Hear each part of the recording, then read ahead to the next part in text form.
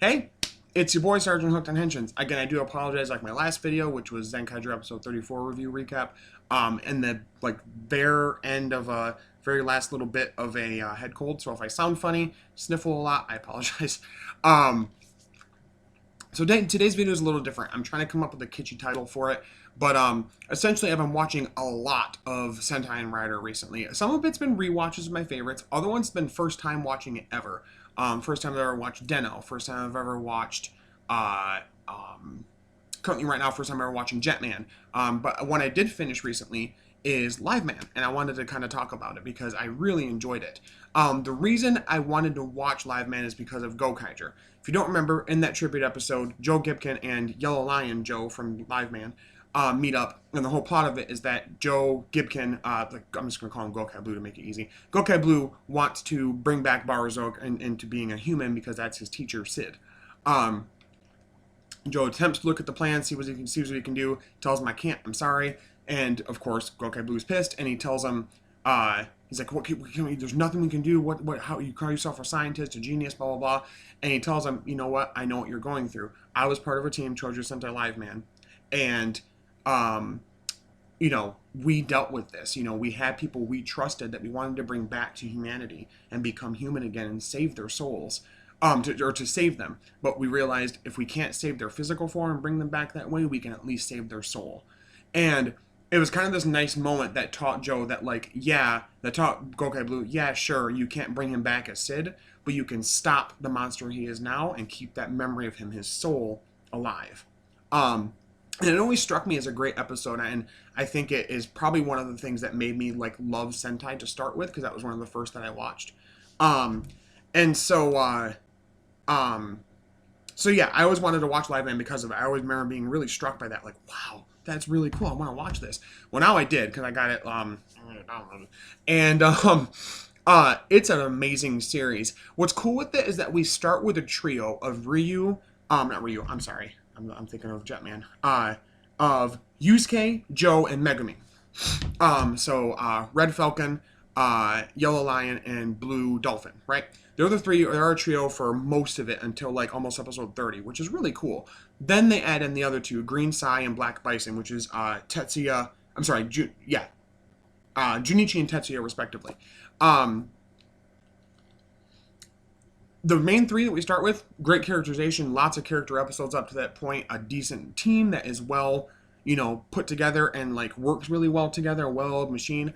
I like the aesthetic of them being intelligent genius type scientist people. So when they figure different things out or increase the attack power or something or add a new weapon in or whatever, it makes sense because they're scientists. So it's kind of cool seeing some smarty pants rangers for once. Junichi and Tetsuya are good, but they were added so late, which I guess was a production thing. They weren't an idea from the start.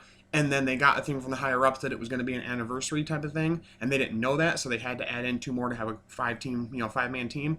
And so their suits are great, and their colors look great, and the mecha is cool, a live boxer, and then super live robo when it's all together is cool. But it's kind of interesting because you would think at this point we would have heard that the two people because the whole plot of it is that the main three, they have two friends that get killed by three other people they know. Those three other people become villains.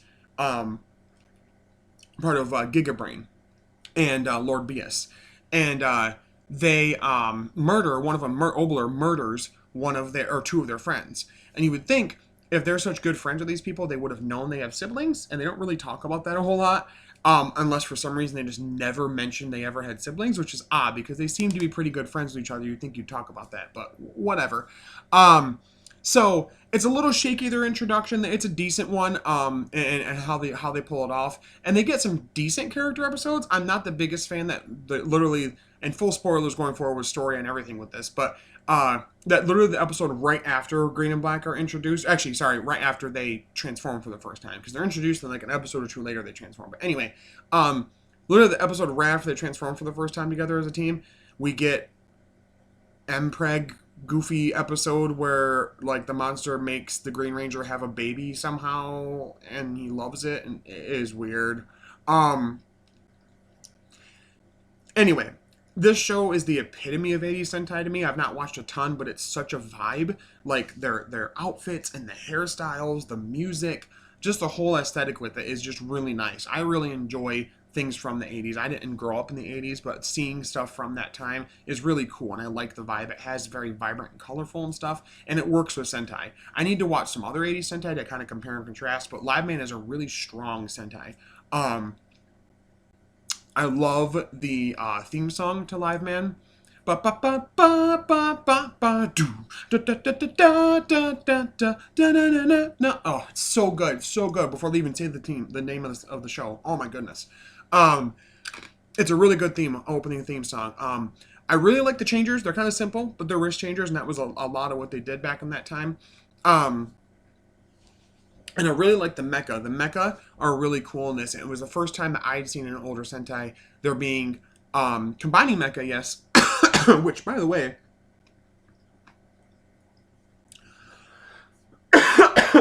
sorry about that.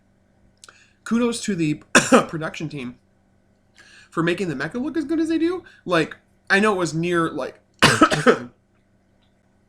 it's not they, they'd be upping their craft in certain seasons, like Z Ranger and stuff like that. But Yellow Lion looks really, like, lifelike in how it's animated, and really how it's puppeteered. Sorry about that. I'm just chewed up my cough drop and it got stuck in my throat. Anyway, and Aqua Dolphin and Red Falcon look really great. Like, all of them look really cool.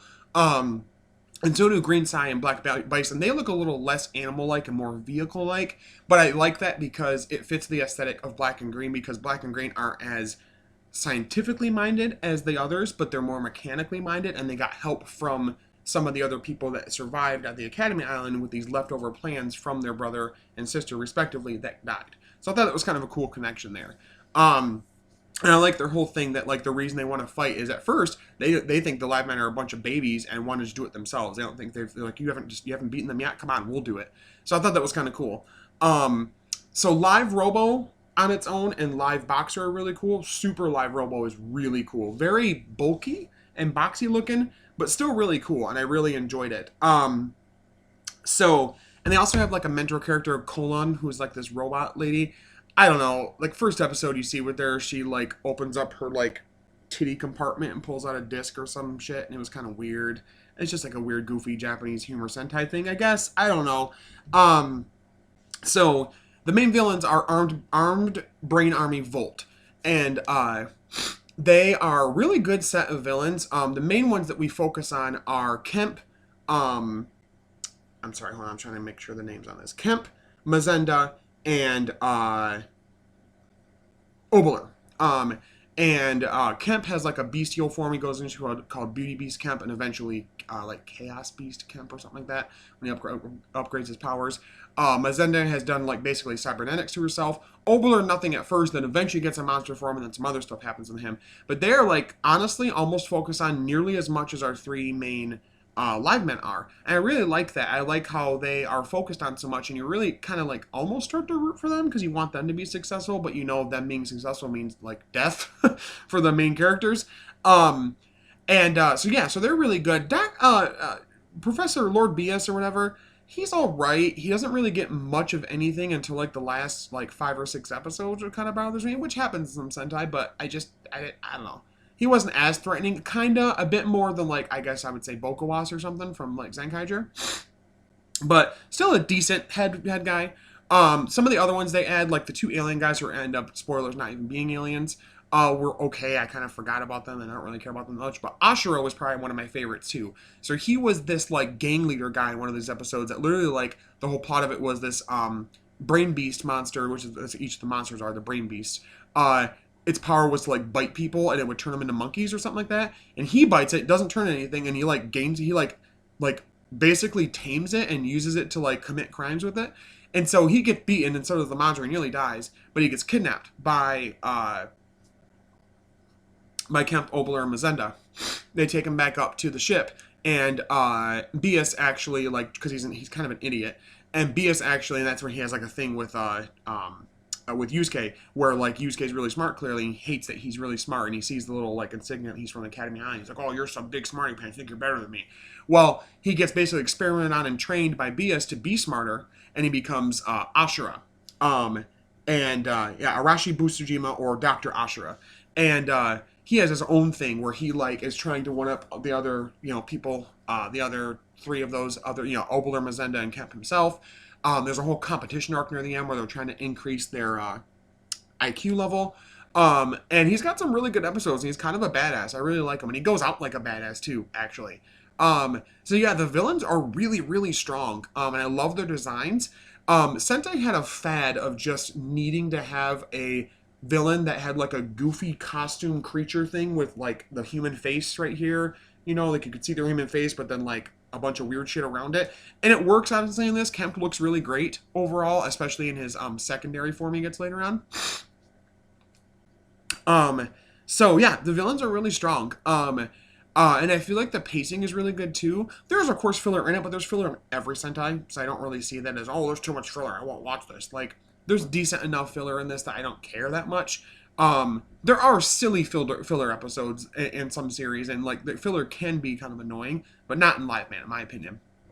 The music is great. There's a lot of use of the main theme during fights, which I think is a really strong thing. I know that Linkara with History of Power Rangers talked about that, but it is a good thing. Like it's a thing that makes sense and is a legitimate, good design point that the main theme of the show is played during a fight scene to amp up that fight scene, and they do a good job with that. The choreography is really great. I love they all have their own individual weapons. I like the Biomotion Buster as their team cannon. I don't know why it needs all 5 of them to summon it once the other 2 join.